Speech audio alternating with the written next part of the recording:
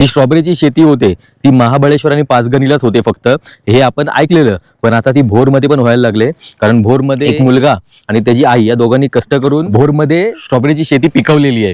तर ती जर आपण बघायसाठी चाललोय आणि त्यांच्याकडे 2-3 प्रकारच्या स्ट्रॉबेरी आहेत.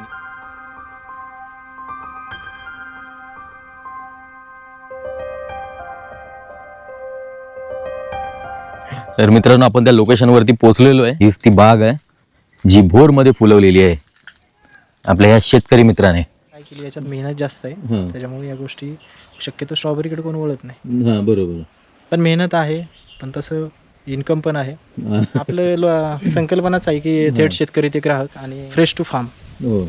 तर आपण जेवढं विकल तेवढंच तोडतो, जास्त तोडत नाही. 1 तासाच्या वरती आपण ठेवत नाही जास्त.